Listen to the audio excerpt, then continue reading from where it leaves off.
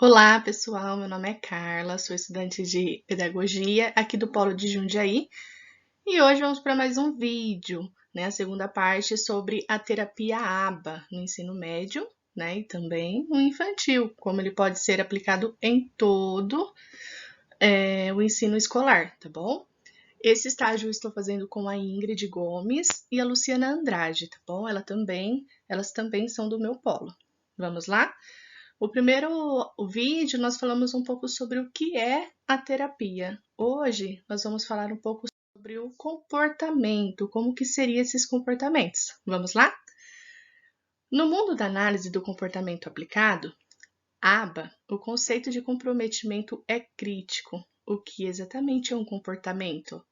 O comportamento pode ser definido entre privado e público. Para a análise do comportamento, da qual a aba deriva, os eventos que ocorrem internamente do indivíduo são considerados comportamentos como quaisquer outros, que ocorrem em forma de ações pelo mesmo. Imaginar, sentir e pensar, falar consigo mesmo, né? Essa questão do pensar. São coisas que ocorrem internamente. A única diferença que a análise do comportamento faz entre um comportamento que ocorre externamente e um que ocorre internamente é exatamente esta. No primeiro caso, somente a pessoa que se comportou, imaginou, pensou, sentiu, teve acesso direto ao evento e pode, portanto, falar sobre ele, que é por isso mesmo chamado de um evento privado, sendo o outro chamado um comportamento público. Quer dizer, só ele sentiu, só ele pensou, ele sabe o que ele sentiu, mas ele não transmite para outra pessoa. Vou tirar um pouquinho aqui a minha câmera para poder mostrar para vocês também a ilustração. Exemplos de comportamento: chorar, digitar um e-mail no computador, ir de bicicleta até o mercado, telefonar para um amigo. Esses são exemplos de comportamento. Uso de rótulo e descrição comportamental. Costumamos aplicar rótulos a pessoas e seus comportamentos como um tipo de síntese. Esses rótulos podem ser enganosos e até perigosos, verdade? Por exemplo, podemos dizer que alguém é convencido e passar a evitá-lo, quando essa pessoa pode ser, na verdade, tímida e precisa de nós para uma primeira aproximação.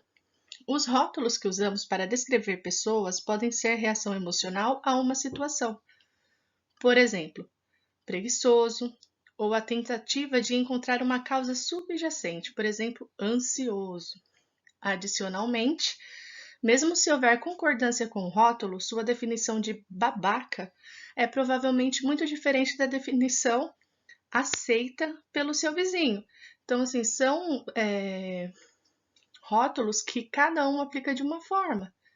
Vamos supor, como disse, tem pessoas que são mais vergonhoso, tem pessoas que já não têm essa vergonha e conseguem lidar melhor com qualquer situação, chegar até uma pessoa para conversar, tem pessoas que não são assim.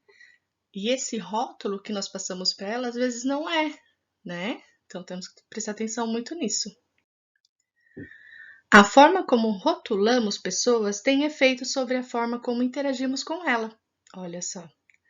Olhar para uma descrição detalhada do comportamento ao invés de nossa interpretação dele vai ajudar a evitar erros e será muito mais afetivo ao lidar com indivíduos com atrasos do desenvolvimento. Por exemplo, uma descrição comportamental de uma criança rotulada como mandona pode ser lida da seguinte forma: em um período de 5 minutos, João se aproxima de um grupo de crianças e dá as seguintes ordens. João Mandão diz a elas para arrumar as suas tintas. Diz a professora: é hora da merenda. Diz a todos que estão sendo muito barulhentos e falem para dentro. Espere enquanto a professora explica a próxima atividade. Então João diz: ouçam a professora. 2 vezes ele fala. Como manejamos ou alteramos o comportamento? Condicionamento operante. É o processo que usamos para ajudar a modificar ou trocar um comportamento que é indesejável, ou para reforçar um comportamento desejável. Um comportamento seguido de um estímulo reforçador resulta em um aumento da probabilidade daquele comportamento se repetir no futuro. Por exemplo, se você preparou e serviu um jantar elaborado e todos os convidados a elogiam e dizem quanto a sua comida é maravilhosa, provavelmente você tornará a fazer outros jantares. Por outro lado, se todos brincarem e disserem que sua comida tem gosto ruim, provavelmente você não voltará mais a cozinhar este prato novamente. Isso acontece muito. Até comigo já aconteceu, tá? Isso é um exemplo, mas eu tinha feito uma maionese e no dia do churrasco, os familiares, amigos, né, que estavam aqui, falaram que é um purê. Então eu não fiquei mais com a missão de fazer a maionese a partir daquela data, porque marcou.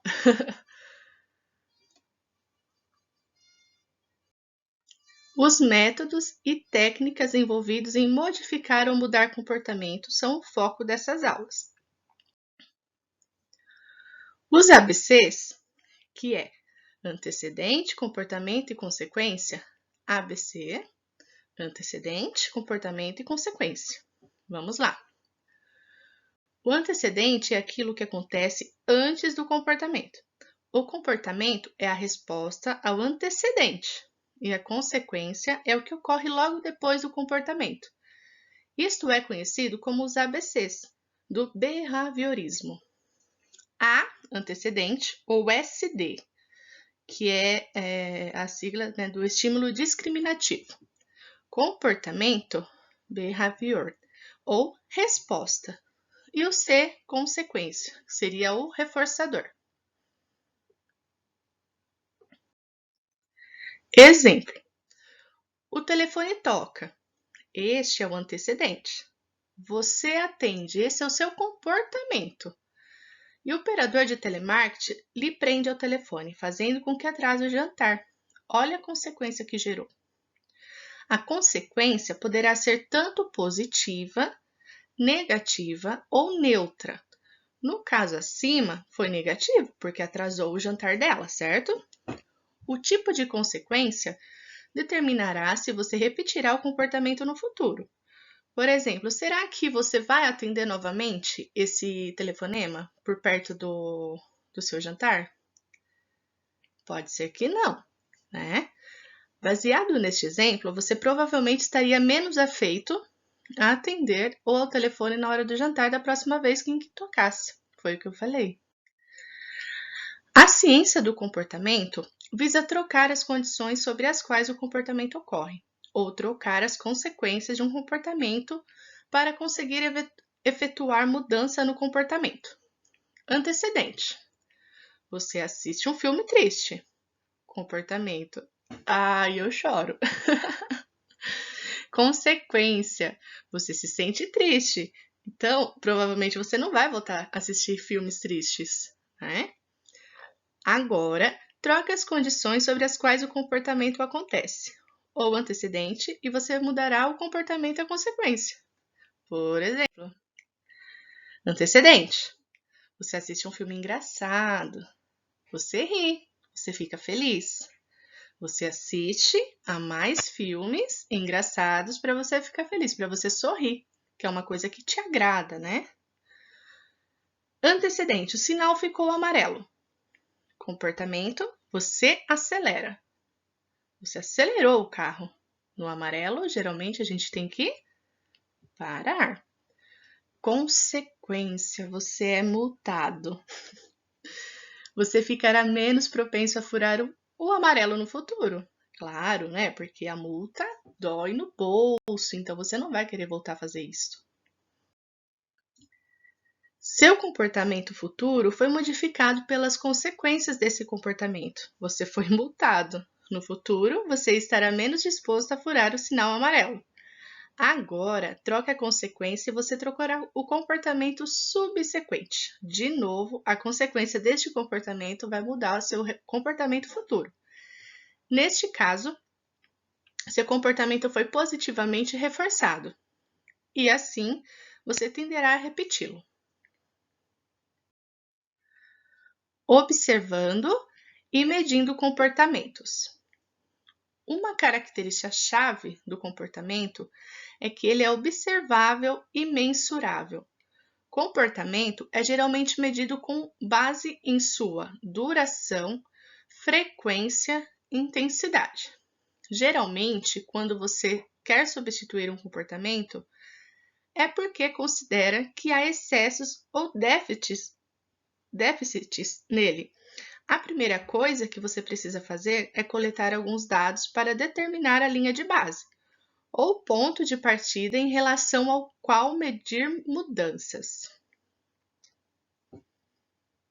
Vamos para o próximo. Há alguns métodos diferentes de coletar estes dados: observação direta, métodos de contagem, avaliação indireta e experimentos. Vamos lá para o reforçamento, que é uma coisa muito importante na terapia ABA, tá? Todos precisamos de reforçamento e todos trabalhamos por ele. Pode ser o reconhecimento do chefe, um abraço da esposa, uma risada depois de contarmos uma piada, uma nota em um exame ou um salário no fim de mês. O truque para reforçar é descobrir o que é poderoso o suficiente para causar o comportamento desejado e acontecer novamente, acontecer de novo. Reforçamento é um processo no qual o comportamento é fortalecido pela consequência imediata que seguramente segue sua ocorrência. Quando as consequências são positivas, são chamadas de reforçadoras, porque tendem a reforçar o comportamento que segue. Quando consequências são negativas, são chamadas de punição. Ao usar o ABA para ensinar crianças com autismo, usamos apenas consequências positivas ou reforçadoras. Atenção! Um mesmo reforçador pode ser positivo ou negativo. Um reforçador positivo, SR+, é a adição de alguma coisa que resulta no fortalecimento do comportamento. Exemplo, você faz um trabalho e é pago por ele. Você tende a continuar fazendo o trabalho, porque é uma coisa legal. Olha, todo mês está vindo o meu dinheirinho, então eu vou continuar fazendo para eu conseguir, no outro mês, novamente receber o meu salário. Você canta uma música e todos aplaudem. Você quer fazer de novo, porque é prazeroso, né? Um bebê fala, dá. E seus pais sorriem e aplaudem. Assim o bebê repete a gracinha. E é assim que eles vão aprendendo mesmo, né? A viver. Uma criança escova os dentes sem ninguém pedir e ganha um cartão em um quadro. A criança volta a escovar os dentes na noite seguinte, porque ele sabe que ele vai ganhar um outro cartão, né? Um garoto apara seu gramado e recebe R$10 por isso. Ele vai querer repetir a tarefa na semana seguinte. Você entra em uma dieta milagrosa, oh beleza, e perde 5 quilos em 7 dias. Olha que sonho! Você vai se manter no regime na semana seguinte.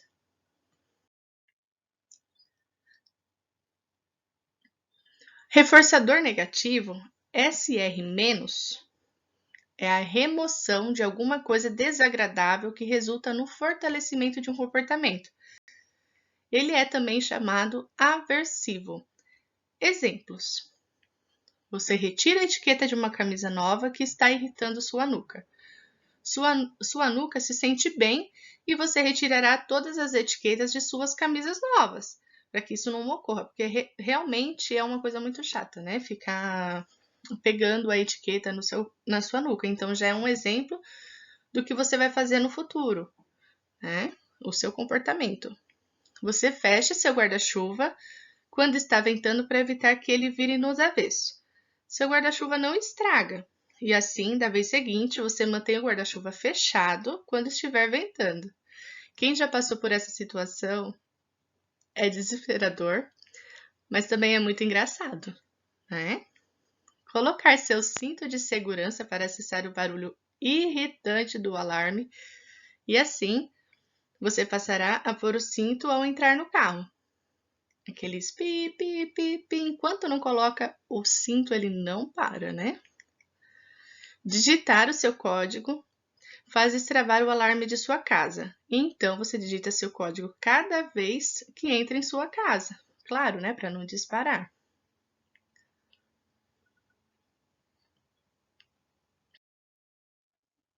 Lembre-se que, se aparece aqui a palavra reforçador, há tendência de aumentar o comportamento.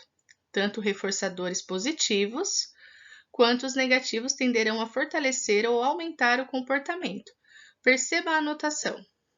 SR+ e SR-, estas são as notações usadas para estímulos e reforçador positivo e estímulos reforçador negativos.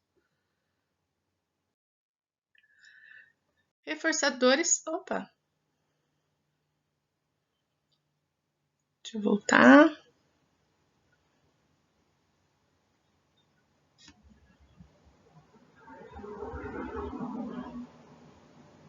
Não consigo voltar.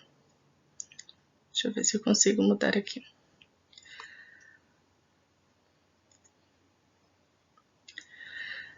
Vamos lá, para o seguinte, depois eu tento voltar naquele slide, tá bom? Sempre trabalharemos para obter os reforçadores primários acima de qualquer coisa. Se não pudermos respirar, faremos de tudo para conseguir o oxigênio.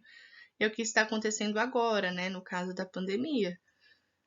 Se estivermos famintos, a comida se tornará motivadora. Se tivermos sede, a água é nossa prioridade. Quando usamos a comida ou bebida como reforçadores, eles são como um brinde extra, uma coisa prazerosa ou reforçador secundário, nunca o sustento necessário à sobrevivência. Então seria mais um agrado, uma balinha, uma bolacha, um docinho. Reforçadores secundários: tangíveis, comestíveis, atividades sociais e físicos. Dicas para reforçadores comestíveis. Vamos lá.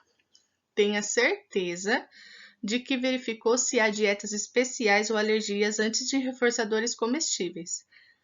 Quebre as coisas grandes em pedacinhos, ou um reforçador poderá se transformar em uma longa interrupção. Elas devem ser rápidas de consumir.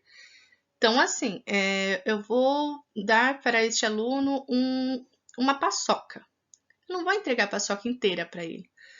Eu vou fazendo aos poucos, para que ele não demore, ele não se distraia comendo toda aquela paçoca. Eu vou cortar um pedacinho para dar para essa criança, tá bom? Ou adulto, né? Depende muito a pessoa que você vai lidar na terapia ABA, tá bom? Dicas para reforçadores sociais. Seja muito dramático e divertido para as crianças. Exagere seus elogios e ações. Faça com intensidade. Então, assim, faça um agrado, bate palma, aqueles gritinhos que eles gostam, porque isso vai fazer muito bem na terapia também.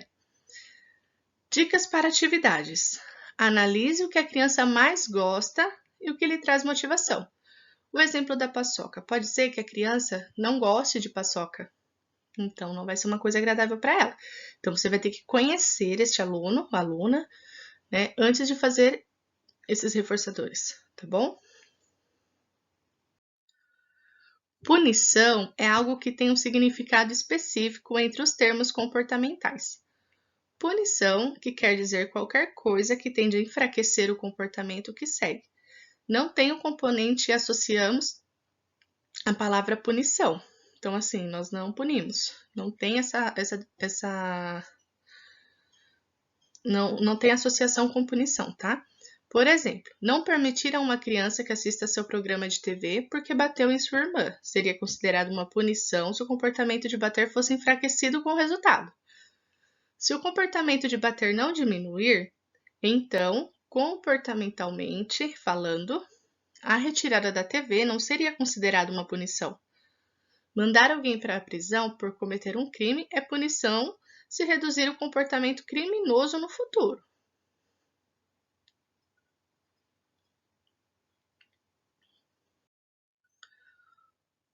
Um homem beija uma mulher e leva um tapa. Portanto, ele tenderá a diminuir o seu comportamento beijoqueiro, ao menos com essa mulher. Então, ele já percebeu que ele não pode fazer isto com aquela mulher, que ele vai levar um tapa novamente, então ele, pelo menos com ela, ele não vai mais fazer.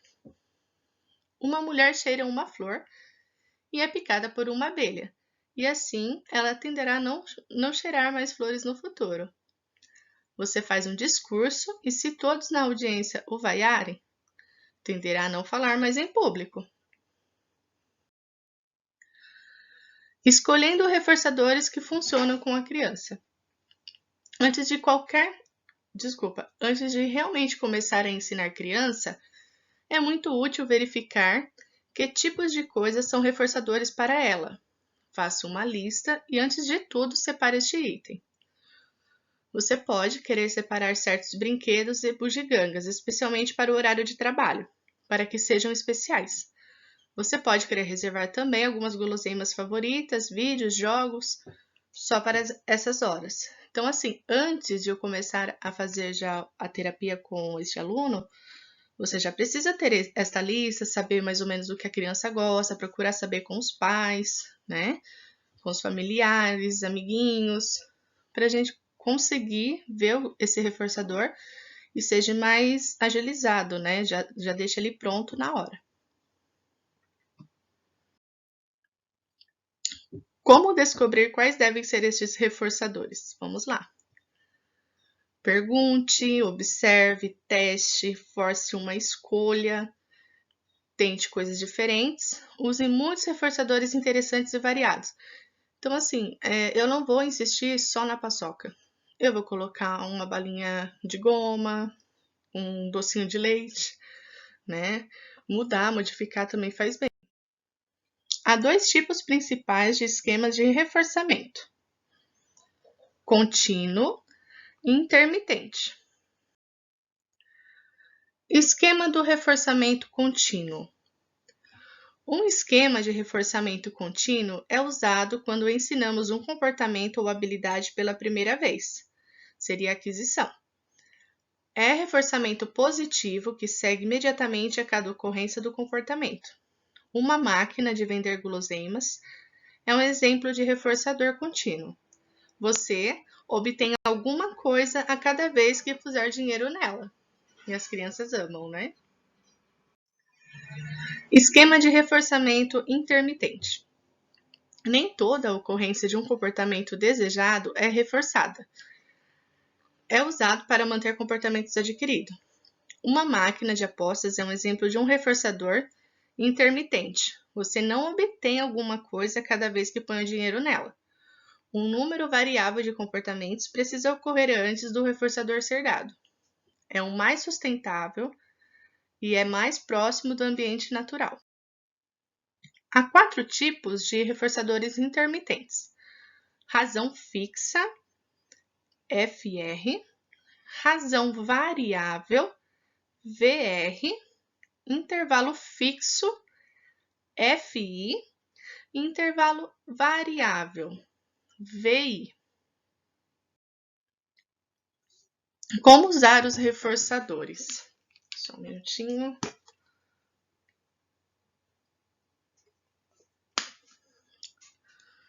Associe a si mesmo com reforçador positivo. Ligação positiva. Torne o ambiente de trabalho reforçador. Tem que tornar o ambiente agradável, né? Preparar o ambiente para chegar com esse aluno e poder aplicar. Dê a recompensa imediatamente após o comportamento. Vamos lá. Você pediu para a criança colocar a mão na boca. Ela colocou. De repente, ela já colocou a mão na perna. Até você falar assim, parabéns, João, você colocou a mão na boca. Ele colocou a mão na perna. E aí? Será que ele vai entender que ele colocou a mão na boca ou a mão na perna? Para ele, talvez a perna seja a boca depois. Então tem que ser imediatamente. Colocou a mão na boca. Parabéns, João. Olha, toma. Mais ou menos isso. Mude seu grau de reforçamento de acordo com o nível de realização. É aquela mesma coisa, vai mudando, vai alterando as guloseimas, os reforçadores, algo que a criança ou o aluno goste. Mantenha sua entonação consistente com sua mensagem. Então, assim, vai depender muito de como você vai falar com essa criança naquele exato momento. Um sim para ele é bom, mas se você falar sim, parabéns, vai ser melhor.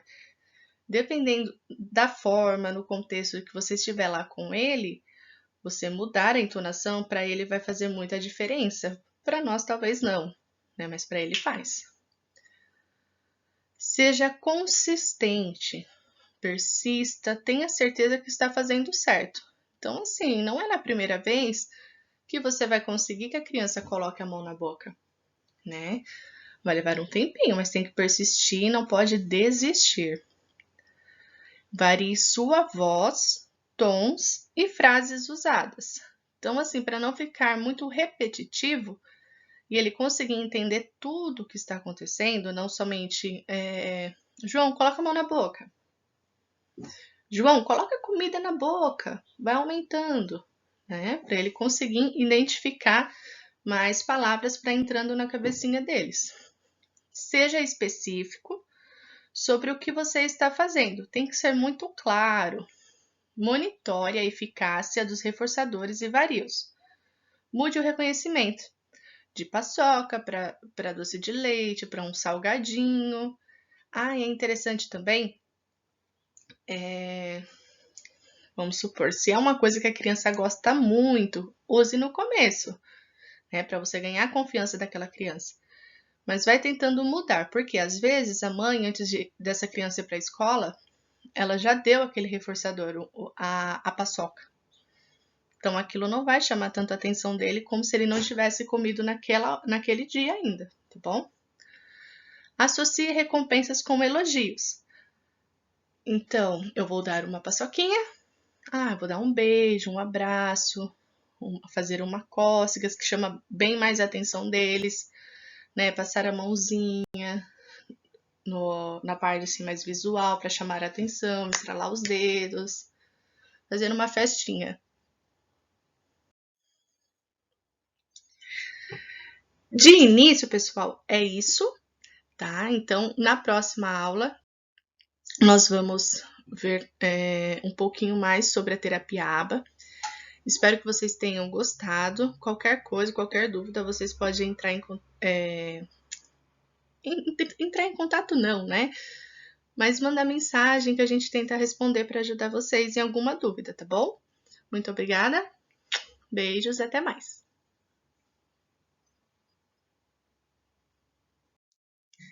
Olá, pessoal! Hoje vamos para mais um vídeo sobre a terapia ABA. O nosso estágio é do ensino médio híbrido, tá? Nós estamos falando sobre o autismo no ensino médio para os alunos, né? E tem a terapia ABA, que é utilizada tanto para crianças como para adultos também. Esse estágio eu estou fazendo com a Ingrid e a Luciana. Vamos lá para mais um pouco sobre a terapia ABA. Manejo do comportamento. Comportamentos indesejáveis podem emergir quando uma criança está cansada, faminta, frustrada, aborrecida, desocupada, excitada ou em uma situação nova ou difícil. Por causa de limitações de linguagem, a criança pode ser incapaz de identificar seus sentimentos ou intenções. Para lidar adequadamente com comportamentos, você terá que observar e entender as suas funções.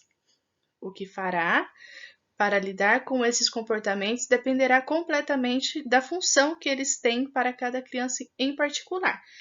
Isso acontece com a gente também. Às vezes a gente não sabe o que está lidando, né? Às vezes a gente está com fome, fica estressado, está cansado. Isso acontece não só com as crianças, né? Com os adultos também. E às vezes para a gente lidar com o que está acontecendo, até a gente saber o que é, né? A gente fica muito estressado. Por exemplo, embora um comportamento possa parecer agressivo, como bater, isto não significa necessariamente que a intenção ou função do comportamento também seja agressiva. Bater em alguém poderia ser um modo inadequado de comunicar-se e se dizer oi. Olha só que interessante, né? Para outra criança, bater pode ser usado para dizer não. E para outra criança, pode ser puramente em gesto agressivo. Modificar um comportamento significa mudar os eventos ambientais, antecedentes e consequências sobre os quais ele ocorre. Para fazer isto, precisamos entender bem a relação funcional entre essas condições e o comportamento. Em outras palavras, o comportamento que está acontecendo tem alguma função para a pessoa, ou não estaria acontecendo. Reforçamento social positivo. Este reforçamento é proporcionado por outra pessoa. Vamos lá. Uma pessoa presta atenção a uma criança quando esta exibe um comportamento específico ou um conjunto de comportamentos. Uma pessoa apresenta atividades reforçadoras ou tangíveis para uma criança, tais como brinquedos, comida, quando ela apresenta um comportamento específico ou conjunto de comportamentos. Isto pode ser prestar atenção a uma criança ou dar-lhe um brinquedo favorito, frequentemente chamado comportamento de busca de atenção. Então, você vai tentar prender a atenção daquela criança. Reforçamento social negativo. Este reforçamento também é mediado por outra pessoa. A pessoa interrompe uma interação aversiva, tarefa ou atividade, quando a criança exibe certos comportamentos. Quando a criança apresenta uma crise de birra e alguém a deixa escapar de fazer a tarefa como resultado desta birra. Comportamento frequentemente chamado comportamento de fuga de demanda. Então, assim, você fez um pedido para a criança, né, um comando, e naquele estresse todo ele fugiu. Seria mais ou menos isso mesmo, né? A gente não pode deixar essa criança sair do local, né? Tem que tentar interagir com ela para que isso não ocorra. Reforçamento positivo automático. Este reforçamento é uma consequência automática do próprio comportamento. Fazer algo para satisfazer sua própria necessidade é um reforçamento positivo automático. Então, assim, se você sabe que você quer um docinho, tô precisando de um doce, você vai lá e é automático já você saber que você quer comer aquele doce, então você vai lá e já come. Comportamento autoestimulatório, STEAMs, que provê estimulação sensorial, tal como balançar, agitar as mãos, repetir frases continuamente, são exemplos de reforçamento positivo automático também. Eu, por exemplo, estou balançando as pernas. Comportamento muitas vezes chamado STEAM. Reforçamento negativo automático. Apresentar este comportamento tem o efeito de remover ou reduzir uma condição aversiva. Exemplo: você fecha a janela quando está com frio. Agitar as mãos ou balançar-se para reduzir a ansiedade é um exemplo de reforçamento negativo automático. Ai, eu tô estressada, deixa eu. Aí você já sabe que você vai se frustrar menos, né? Não que vai passar, mas vai te ajudar. A criança que puxa sua orelha para tentar reduzir a dor, reforçamento negativo automático, pode ter uma infecção de ouvido. A criança deita a cabeça sobre a mesa, pode estar tentando aliviar o cansaço ou ter dor de cabeça. Deixa eu só tentar tirar aqui.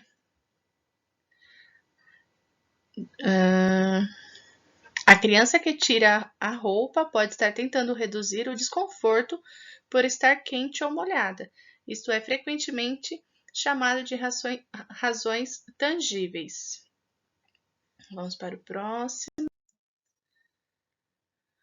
Tipos de coisas que você está procurando nos antecedentes é quando o comportamento problema usual ocorre, quando o comportamento problema...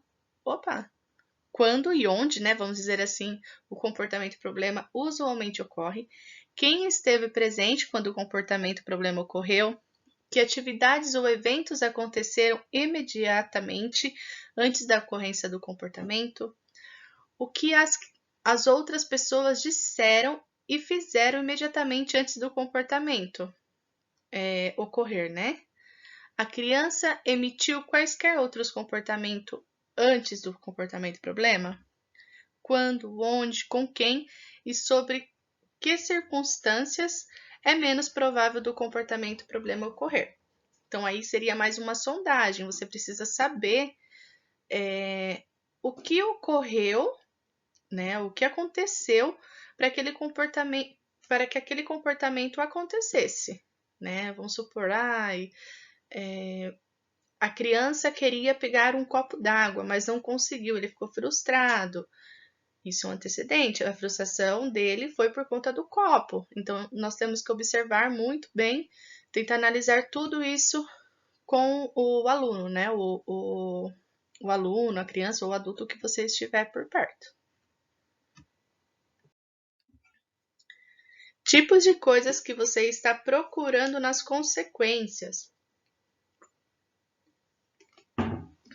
O que aconteceu depois que o comportamento problema ocorreu? O que as outras pessoas fizeram quando o problema ocorreu? Que mudanças ocorreram depois da ocorrência do comportamento? O que a criança recebeu depois da ocorrência? O que a criança evitou ou do que ela escapou depois do comportamento problema? Para a gente pode ser que não seja nada, mas para ele frustra muito, né? Então, o que aconteceu por ele não ter conseguido pegar o copo de água? Ele ficou nervoso, ele bateu, ele saiu correndo, teve uma crise, é isso que é a consequência, né? O que vai acontecer.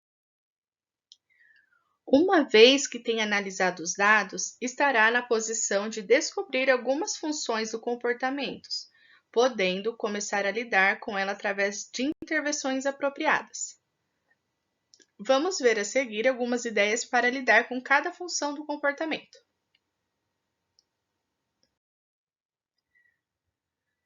Quando um comportamento é realizado com a intenção de atrasar ou evitar uma exigência ou tarefa requerida, é chamado de fuga de demanda. Por exemplo, a professora pede a uma criança que aponte o tigrão. A criança belisca. A professora coloca sentada em tempo fora, né? O que realmente aconteceu foi que a criança achou estratégia eficaz para deixar de fazer o que a professora pediu. Na próxima vez em que a professora lhe pedir que faça algo que não quer, é provável que ganhe um beliscão. Ir até o fim com a exigência, ensinando obediência. Então, assim, a nossa ação vai depender muito do que o aluno vai querer também. Claro, ele não vai querer no nosso tempo, ele vai querer no dele, mas você tem que persistir. Tem que ter uma exigência até o final, não deixar essa criança fugir, porque senão ele vai tentar escapar de alguma forma, como esse aluno fez, ele deu beliscão. Então a professora deixou ele de lado, fora, né? E era isso que ele queria. Então ele provavelmente vai voltar a fazer isso. Não reforce se você tiver que superar os obstáculos criados pela criança. Uma opção é reduzir o nível da exigência e pedir que a criança que faça algo mais fácil, como toque no nariz, bata palmas. Isto é para que ela não saia de forma gratuita da situação ou intensificar o comportamento a ponto de você desistir de fazê-lo e obedecer. Então, voltando, temos que ter exigência, persistência, para a gente conseguir o objetivo. Exigências físicas são boas neste momento, porque o professor sempre pode dar ajuda física para garantir que a criança complete a atividade. Não reforce a criança nessa situação. Ensine a criança a linguagem funcional apropriada. Ensine a criança a pedir mais 2 minutos em vez de gritar, ou mesmo a dizer não quero. Uma criança frustrada é uma pessoa que não consegue se fazer compreendida ou ter necessidades conhecidas. Reconhecer a razão de sua raiva também é muito importante. Você precisa analisar tudo o que este aluno, essa aluna gosta, não gosta, o que deixa essa criança nervosa, né? Qual é as frustrações dela? Você está furiosa porque o picolé acabou. Olha, super simples, mas para ela não é. Ou você não gosta de cortar o cabelo. Ou induzi-la a dizer, vai embora, me dá. Ou eu estou brava. Pode frequentemente ajudar a aliviar uma situação. Então, assim, são frases que você pode ensinar para ajudar essa criança a mostrar o que ela está sentindo, né? Quando um aluno que eu tive contato, ele não queria fazer algo, ele ia imediatamente bater a cabeça no chão. Claro, ele não ia direto no chão, ele ia em algum lugar que ele sabia que não ia se machucar. Então, geralmente na escola, ele ia no tatame e ele batia a cabeça. Isso me incomodava muito, porque esse aluno também tinha microcefalia. Então, o primeiro passo foi tentar tirar isso dele. Eu comecei a fazer carinho, não, dodói, carinho, carinho, e fazia o carinho na cabeça dele. Então, assim, toda vez que ele se sentia nervoso, né, quando ele estava frustrado, porque ou eu não deixava ele fazer algo, ou porque ele não conseguia, ele começou a já pegar a minha mão e fazer o carinho na cabeça dele. Depois, conforme foi passando o tempo, o que eu tentei fazer, porque assim, ele não ia ter eu direto com ele, né? Ele ia para casa, tinha um contato com a família, com outras pessoas. Então, assim, ele precisava ter isso com ele. Ele precisava ele mesmo passar a mão. Então, eu passava a mão e junto colocava a mãozinha na cabeça dele para ele fazer nele. Né? Seria também uma opção. Eu falava carinho. Né? Aí, quando ele estava nervoso, ele já falava carinho, carinho. Isso ajudou bastante a ele evitar de bater a cabecinha dele no chão.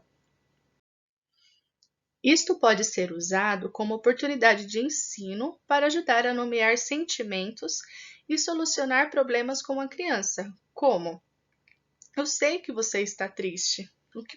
O que poderia fazer você se sentir alegre? Antecipar e evitar. Antes que o comportamento surja ou se torne muito severo, você pode dar uma volta para gastar energia, adiantar a hora do lanche para afastar a fome, fazer um carinho e cantar uma canção ou ler uma história de 5 minutos.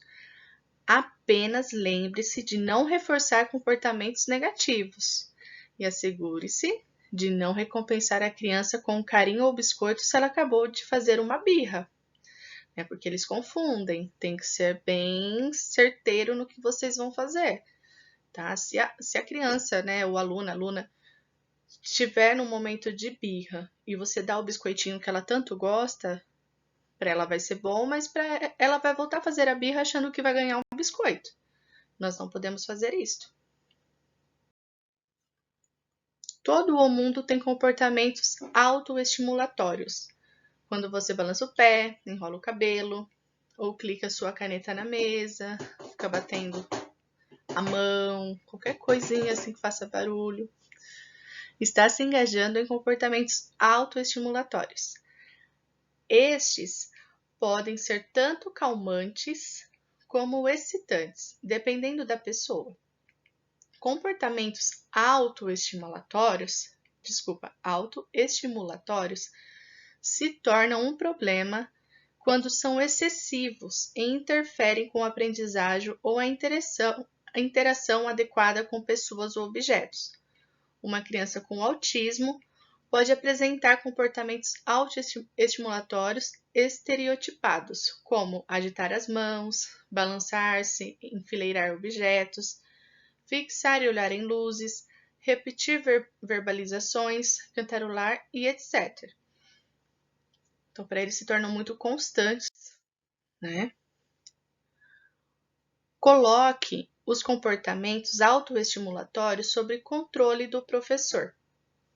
Neste caso, a criança precisaria estar envolvida em uma atividade de aprendizagem para ganhar o comportamento autoestimulatório como reforçador. O professor controla a quantidade e o momento mesmo. Em últimas instâncias, ele seria pareado com e substituído por outro reforçador mais apropriado. Redirecione o comportamento para um substituto mais apropriado. Por exemplo, se a criança que tem um comportamento autoestimulatório de bater palmas, você poderia interrompê-lo e redirecioná-lo para uma atividade música, como bater num tambor ou tocar pratos, caso o ruído das palmas seja o que mantém o comportamento. Se for a estimulação sensorial que estiver mantendo o comportamento poderia ser redirecionado para uma atividade como massinha ou argila. Então, isso vocês vão ver dependendo de cada situação, né? As músicas, palmas, tudo que envolve, né, barulho que você poderia dar para ele também ia ser muito bom neste momento. Agora, nós vamos para a aplicação da aba. Como que é feita? Vamos lá. O que são ajudas e dicas? Para ajudar o processo de aprendizagem, usam-se vários níveis de dicas. Uma dica é um estímulo extra que ajudará o comportamento desejado a ocorrer sobre o estímulo correto. A meta é usar o menor nível possível de dica necessário para conseguir o efeito desejado, e então esvanecer, ou seja, remover gradualmente as dicas o mais rápido possível, de maneira que a criança possa fazer tudo sozinha. É claro, vamos ajudar sim, mas é muito mais interessante quando a criança não precisar mais dessas ajudas, né? Então, o que nós pudermos fazer, vamos fazer, mas dentro de tudo possível, para que ela possa responder, possa fazer os comandos tudo sozinhos. Todos usamos dicas na vida cotidiana. Quando queremos que as crianças aprendam habilidades e conceitos, precisamos ajudá-las, dando-lhes dicas suficientes para que possam executar determinada tarefa com sucesso. As dicas vivem acontecendo em situações naturais. Aparecem nas propagandas, no rádio, TV, e em especial nos programas de computadores. Tomando consciência delas, você perceberá que as usa de maneira frequente e natural, com seu esposo, filhos, amigos e colegas. Quando você vê um anúncio de um produto, você está recebendo uma dica. Ou seja, aquelas propagandas de programas de televisão, este gelzinho é muito bom para celulite. Essa cinta é muito boa para manter a silhueta. São dicas que eles dão para você se sentir melhor, né? Isso também a gente usa dicas o dia todo, como está falando aqui, né? Com os filhos, esposo, amigos. Tipos de dicas. Há 2 tipos principais de dicas: dicas de respostas e dicas de estímulo. Vamos lá conhecer elas. Dica de resposta. Uma dica de resposta envolve o comportamento de outra pessoa que ajuda na efetuação das respostas, podendo ser verbal, né? São acho que 4. Pode ser verbal parcial, né? Que é a sigla VP, ou verbal total, VT. Verbal total é dar a resposta inteira, dizendo, por exemplo, qual é a capital do Brasil? Verbal parcial significa dar apenas uma parte da resposta, um tipo de começo, como em qual é a capital do Brasil? Aí a criança termina, Brasília. Né? No total, você ia falar Brasília. Aí você ia perguntar de novo e a criança ia responder para você. Brasília. Gestual. Gestual é apontar para a resposta correta ou indicá-la olhando de relance ou na direção da resposta correta. Pode ser um outro tipo de movimento, como inclinar a cabeça para dar um sinal ou começar a executar uma ação. Vamos dizer que você está ajudando uma criança a brincar de esconde-esconde e procurando uma criança escondida. Você poderia dar uma dica para a criança procurar no parquinho, inclinando sua cabeça na direção ao parquinho. Se perguntasse para a criança o que é alguma coisa bem alta com degraus onde os bombeiros sobem, e fizesse movimentos, né, com as pernas e com os braços, isso é uma dica gestual. Então, nós utilizamos o nosso próprio corpo, cabeça, mão, pernas, né, o olhar apontando, né, para a criança saber o que você está falando. Seria mais uma mímica, né? Modelação. Modelação é quando se mostra a criança como fazer alguma coisa. Ao pedir para a criança observar como você anda de bicicleta, está fazendo uma modelação. Quando pede para a criança tocar a própria cabeça e ao mesmo tempo executa o movimento, está modelando o comportamento. Então aqui você vai chegar, vai mostrar para a criança como que é. Ah, olha, vamos aprender a andar de bicicleta. Eu não vou colocar a criança lá e vou ensinar. Eu vou mostrar, eu vou subir na bicicleta, eu vou pedalar, né? Estou mostrando para ela como que é, tá bom? É um modelo para ele seguir e tentar fazer igual.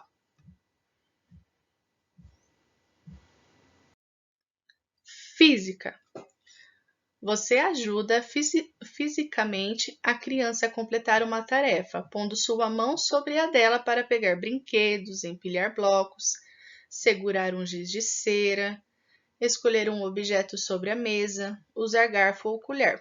Também é chamada condução mão sobre mão.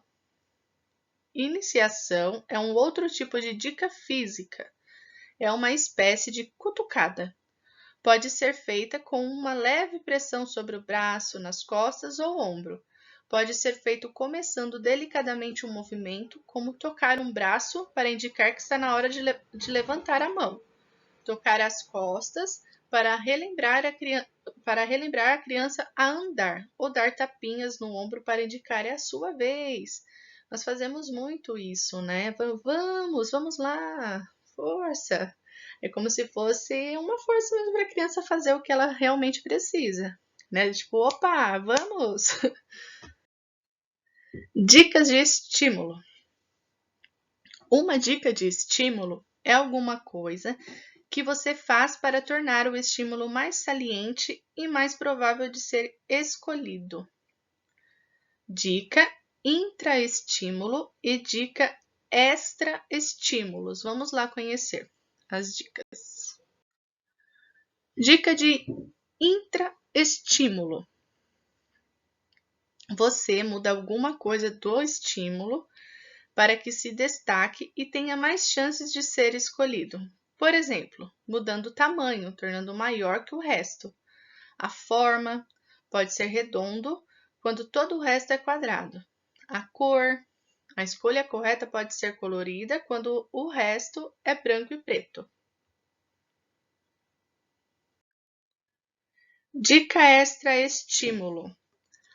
Alguma coisa que você adicione ao estímulo para ajudar a criança a responder corretamente. Por exemplo, poderia colocar um adesivo de estrelas sobre o cartão que traz a resposta correta. Posteriormente, você poderá remover o adesivo, esvanecê-lo, e ainda assim esperar pela resposta correta.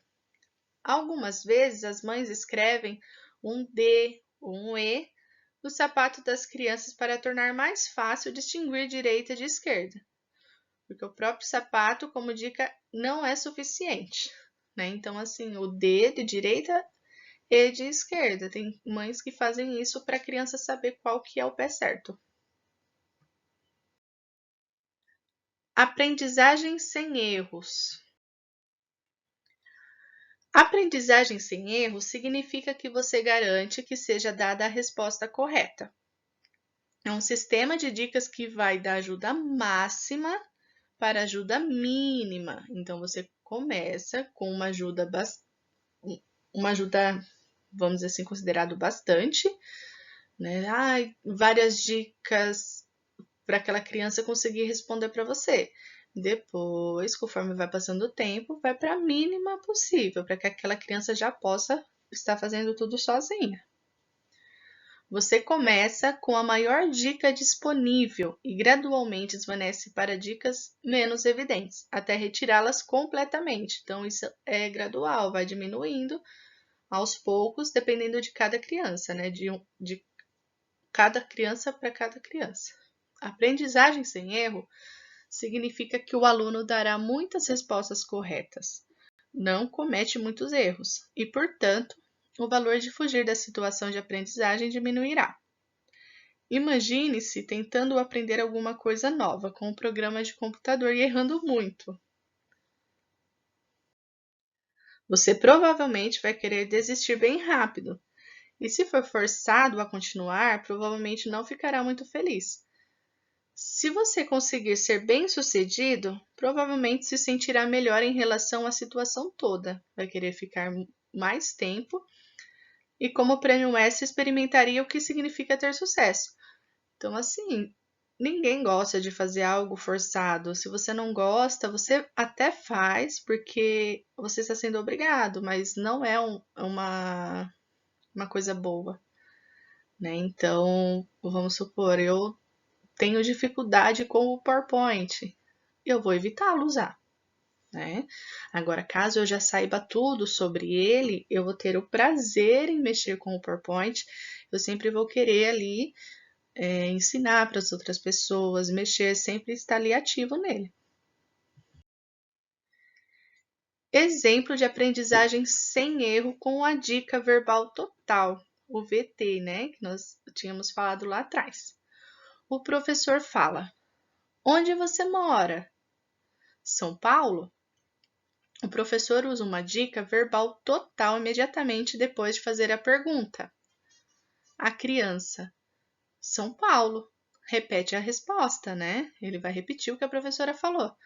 E o professor vai fazer o quê? Certo! Você mora em São Paulo. Então você reforça o que você perguntou, né? Isso, você mora em São Paulo e dá a resposta novamente para ele. Esse é um exemplo do dica verbal total. Esvanecendo a dica. Você deveria estar preocupado para aumentar ou diminuir o nível de dicas de tentativa para tentativa, conforme o necessário para produzir todas as vezes a resposta correta da criança. Geralmente, estará trabalhando para transferir a resposta ao estímulo, usando a menor dica que puder. Por exemplo, usando o nosso exemplo, onde você mora? Pode ser suficiente dizer simplesmente Rio de. Essa é uma dica verbal parcial. Você vai falar, mas não vai falar a palavra toda. No entanto, esteja preparado para voltar para uma dica total se a parcial não funcionar. Então, não tem problema você ter que falar a dica total, né? São Paulo? Não. Se você conseguir só colocar São esperar a criança responder São Paulo e ela te responder, ótimo. Mas se ela não conseguir, não tem problema. Volte novamente para total. Depois passa para verbal, parcial. Aqui tem um exemplo. O professor pergunta, onde você mora? São... Tananana. O professor dá uma ajuda verbal parcial, imediatamente depois de fazer a pergunta. A criança, São Paulo. Aí ele já lembrou que era São Paulo, né? Certo, você mora em São Paulo. Então, para essa criança, deu certo, né? Verbal parcial, mas se ela não conseguir, pode para o total. Dica não, também conhecida como NNP. Aqui, na terapia ABA, eles informam que não é muito utilizado, tá? Eu vou até ler aqui para vocês. Mas tem ainda não, né? Tem profissionais que utilizam, né? Então, vai de cada profissional para utilizar. Mas eu vou falar um pouquinho aqui para vocês, porque eu vi e achei interessante também colocar, tá bom? A dica não se refere a uma técnica em que é feita uma pergunta para a criança e lhe é permitido que dê 2 respostas incorretas antes de receber uma dica. É o reverso da aprendizagem sem erro. Uma vez que segue uma estratégia de dicas da mínima para a máxima, ela não deveria ser usada para ensinar habilidades novas. Também não está sendo recomendada aqui como técnica de ensino, mas está apenas sendo mencionada somente porque existe muita confusão sobre o que ela é e o que deveria ser usada. Então, nesse estudo que eu fiz, achei interessante colocar assim, para que todos possam entender um pouquinho também dessa técnica, mas nessa terapia, né, neste site que eu vi essas informações, eles não utilizam, tá? Que eles utilizam a aprendizagem sem erro. Exemplo de dica não. Professor, onde você nada? A criança responde, parque. O professor, não. Onde você nada? Aí a criança responde, nada. O professor, não. Onde você nada? Piscina? Ou ele podia falar no lago, na praia, né? Seria uma dica. Aí a criança responde, piscina. Tá? Então aqui ele teve a opção de errar 2 vezes para ela poder, aí sim, dar a dica para a criança poder responder o correto. O que fazer se a criança dá a resposta errada? Assim que a criança der a resposta errada, você deve voltar para a aprendizagem sem erro e fazer um procedimento de correção. Exemplo de procedimento de correção. O professor. Onde você nada? A criança, parque. Essa é a resposta incorreta. O professor pergunta novamente. Onde você nada? Piscina? O professor corrige repetindo a pergunta com a dica. A criança, piscina. A criança responde corretamente, porque você já falou, né? Piscina, igual do exemplo anterior. Professor, onde você nada? Ele pergunta de novo para esse aluno. Piscina. A criança responde corretamente sem a dica. Muito bem, você nada na piscina. Então, você tem que reforçar que a criança aprendeu sozinho, né? Claro que tem a dica ali, mas ele tem que entender que ele nada na piscina. Diretrizes para uso de dicas. Então, aqui fica algumas dicas, tá? Somente para clarear um pouquinho, tá bom? Quando estiver ensinando novas habilidades, use os níveis mais altos de dicas. Pode ser mão sobre mão, verbal total ou um modelo. Então, ali você vai escolher o que você achar melhor, né? Entre mão sobre mão, verbal total, parcial ou algum modelo que você tenha visto. Quando estiver ensinando uma habilidade nova, não deve haver demora entre a apresentação do SD e a dica, 0 segundos. Então, assim, você vai ensinar a criança, coloca a mão no nariz. Imediatamente você coloca a mão no nariz e a criança tem que fazer. E já dá o agrado para ele, tá? Porque se ele colocar a mão na perna, acho que eu já tinha falado sobre isso anteriormente, ele não vai entender que ele fez o comando certo. Pode ser que ele imagine que o nariz dele seja a perna. Então, imediatamente respondeu, certo? Olha, tá o biscoitinho. Na mesma hora. Então, eu não vou ter que quebrar ainda o biscoitinho, porque não é para dar ele inteiro, né? Não é interessante você encher já a barriga da criança. Você tem que pegar um pedacinho, né, um biscoito e dividir em vários pedacinhos para ir dando aos poucos, para ele não demorar também na degustação e concentrar mesmo no que ele estiver fazendo. Quando você achar que a criança já pode ter aprendido uma nova habilidade, você pode esperar 2 segundos entre a apresentação do SD e a dica para ver se a criança responde corretamente. No entanto, se ela responder corretamente dessa vez, mas não na vez seguinte, retroceda imediatamente e adicione uma dica, a menor necessária para conseguir a resposta desejada. Então, assim, agora eu acertei.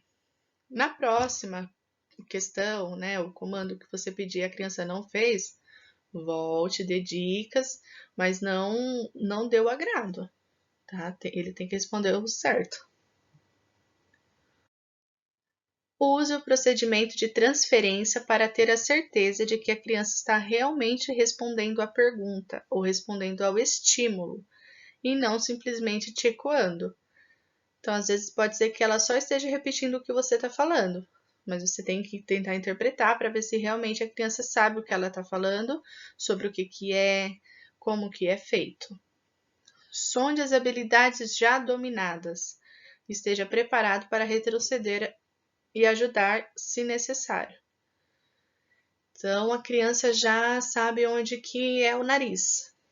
Daqui para frente, se houver dúvida, a criança não saber mais, retroceder quanto a isso, não tem problema. Vamos lá, vamos forçar ele novamente, ensinar ele novamente.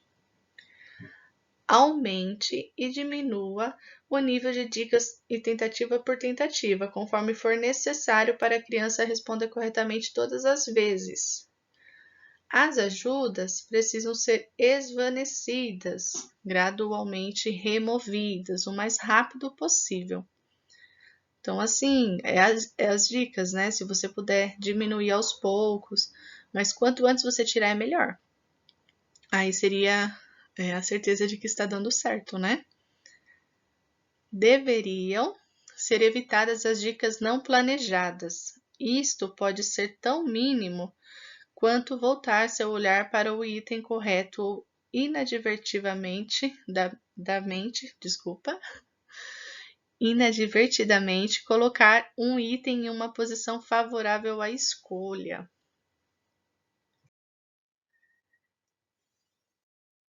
Opa, deixa eu tentar voltar aqui.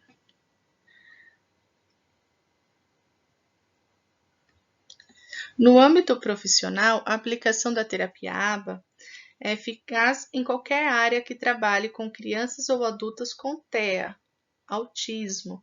Um profissional que tem essa expertise em seu currículo tende a ter mais sucesso em seus atendimentos. Então, assim, aqui não é só na pedagogia que é utilizada a terapia ABA. Pode ser utilizada também na fonoaudiologia, psicologia, fisioterapia, musicoterapia, pedagogia, né, que seria a nossa licenciatura, psicometria, psicopedagogia e terapia ocupacional. Então, assim, se um profissional entre esses, né, que eu acabei de passar, tiver o conhecimento da terapia ABA, isso vai ajudar e muito o aluno, né, o seu paciente, a ter uma condição melhor de vida. Então, assim, não são só os pedagogos que teriam que ter essa terapia ABA, né? E terapia ABA aqui que eu apresentei para vocês foi pouco em comparação com o que tem, tá? É interessante mesmo aprofundar. Nesse estudo eu percebi que por mais que a gente tenha um pouco, né, sobre o conhecimento de autismo, a gente na verdade não sabe nada, né? Então, quanto mais estudo, se pudesse aprofundar na terapia ABA, o que acredito que eu vou fazer sim, porque ajuda os nossos alunos lá na frente, quanto antes, né, eles tiverem esta terapia, essa ajuda, eles podem se tornar pessoas totalmente independentes, né? A ABA também é aplicada em adultos, como eu tinha passado para vocês. É feito de outras formas, tá? Não exatamente da forma como eu passei aqui para vocês, mas que fique claro que adulto também pode fazer parte dessa terapia e que ajudem muito eles também, tá bom? Aqui tá falando um pouquinho como que é, né? Para que o aluno com TEA tenha o melhor desempenho em sala de aula, é altamente necessário que o educador tenha a capacidade de aplicar as técnicas que a terapia ABA oferece. No caso do lar, não é diferente, pois o lar era uma extensão da terapia. É sem dúvidas onde a criança pode passar a maior parte do tempo, então esse ambiente precisa ser o mais acolhedor e fornecer o melhor desenvolvimento possível. Então é como eu passei para vocês, né? E isso só é possível com a terapia ABA. A terapia ABA ela não é aplicada só na escola, no contexto escolar. Em casa também, né? Os pais, mesmo não sendo professores, eles ajudam em muito esse aluno, essa criança, a desenvolver as capacidades. Então, se os pais, os familiares, né, vamos dizer assim, tiveram um pouco mais desse conhecimento, a terapia ABA ela é eficaz, né? Ela já é comprovada por tudo, né? Que ela faz sim a diferença. Então, nós precisamos focar nisso também, tá bom? E claro, com a ajuda da família se torna mais prazeroso, né, para a criança, porque ela vai estar na escola e também vai estar em casa fazendo a mesma coisa, né? Vai avançar.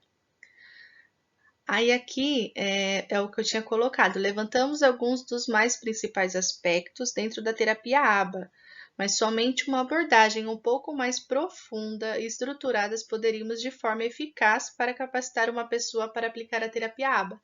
Então, tudo isso que eu passei para vocês é o mínimo, né? Quem quiser saber um pouquinho mais, a referência da onde que eu consegui esse estudo, né? Eu fiz uma semana de terapia ABA, super interessante. É possível aprender, né? Aprendaautismo.com.br, capacitação ABA. Foi com a professora Juliane. Me senti muito bem assistindo os vídeos dela, ela ensinando, capacitando um pouquinho, né? Eles têm vários cursos e é muito interessante para cada aluno de pedagogia, psicopedagogia, psicologia, físio, tudo aquelas que eu passei anteriormente, fono, de ter esse curso, tá bom? Bom, então é isso. Espero que vocês tenham gostado. Esses vídeos foram feitos, né, através do PowerPoint, apresentação do PowerPoint. E é isso. Um pouquinho sobre a terapia ABA, mas que tem muito ainda para a gente aprender, tá bom? Muito obrigada, até mais.